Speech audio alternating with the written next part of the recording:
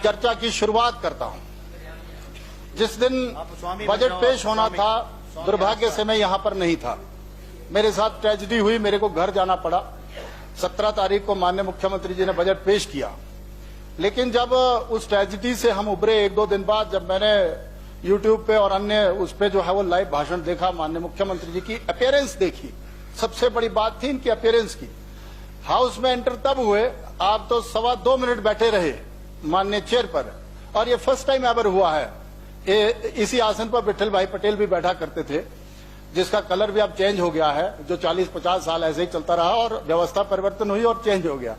लेकिन ये कलर तो वही है, वो नहीं महरूम हो गया पीछे, बड़ा अच्छा जचता था वो। ये थोड़ा गलत हट गया था, पर आपका वो अधिकार क्षेत्र है, आप कर सकते हैं।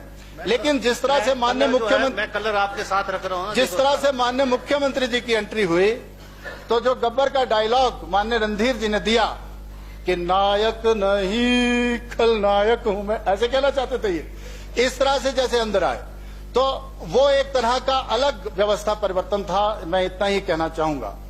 और इसमें इन्होंने एक श्लोक जो है वो बड़े जबरदस्त तरीके से निकाला, और जिन्होंने बजट बुक बनाई है वो बड़े विद्वान लोग हैं, इनसे तो पढ़ाया गया। इन्होंने जो है वो कर्म पे और निष्काम कर्म पे बोला कि फल की इच्छा ना करो। इसको ये भी कह सकते थे कि कर्मण्यवाधिकारस्ते मां फलेषु कदाचन, और आगे फिर और बढ़ जाते।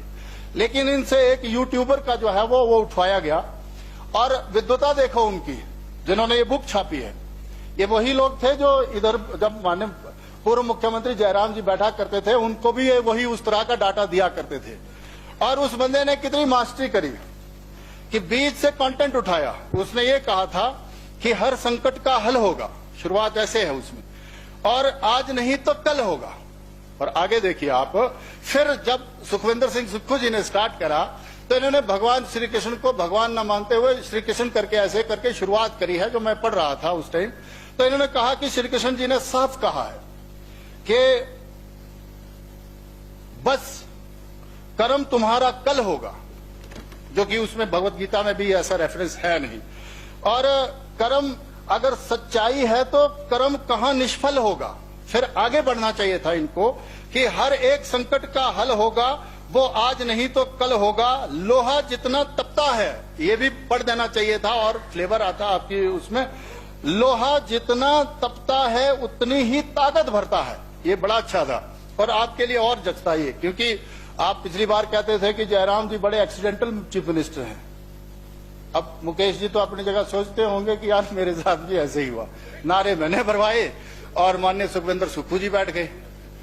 एक्सीडेंटल लोग तो ऐसे भी कहते हैं। और आगे सुनिए माननीय अध्यक्ष महोदय, फिर इनको यह भी कहना चाहिए था, सोने को जितनी आग लगे वो उतना प्रखर निखरता है। सोने को जितनी आग लगे वो उतना प्रखर निखरता है। हीरे पर जितनी धार लगे वो उतना खूब चमकता है। मिट्टी का बर्तन पकता है तब धुन पर खूब खनकता है। मिट्टी का बर्तन मिट्टी का बर्तन जब पकता है तब धुन पर खूब खनकता है। सूरज जैसा बनना है तो सूरज जैसा जलना होगा। सूरज जैसा बनना है तो सूरज जैसा जलना होगा। नदियों जैसा आदर पाना है तो पर्वत छोड़, नदियों जैसा बनना है तो पर्वत छोड़ निकलना होगा। और हम लोग आदम के बेटे हैं, हम आदम के बेटे हैं। क्यों सोचे राह सरल होगी, ये माननीय मुख्यमंत्री जी को जरूर कहना चाहिए। इनके लिए राहें बड़ी दुश्मन है, क्योंकि अभी भी विक्रमादित्य जी का मैं एक पोस्टर देख रहा था, होल्डिंग। मैं हीरानगर से क्रॉस हुआ और घनाटी की तरफ बढ़ रहा था, आगे की तरफ बढ़ रहा था। विधायक जनता के द्वार ऐसा करके कुछ आपने कार्यक्रम चलाया है, इनकी कुंठा भी देख लीजिए। इन्होंने माननीय मुख्यमंत्री जी को होल्डिंग से गायब कर दिया। नहीं, मैं तो ऐसे देख ही रहा था, वो आपका अपना विषय है। तो चुनाव से पहले का है वो नहीं, चुनाव के बाद का है जनाब। ये बीके मिनिस्टर है, वो बीके मिनिस्टर है, बीके मिनिस्टर है। आपकी दृष्टि ले यार, कमाल है, तब तो ये विधायक ही नहीं थे। चलो जैसे भी है पर नहीं है, जैसे भी थे पर नहीं है, चलो नहीं, जैसे भी नहीं है वो आप जानते हैं, मैं जानता हूं, उसमें काहे को जाना। तो मैं अपना डायलॉग जो है वो पूरा करता हूं।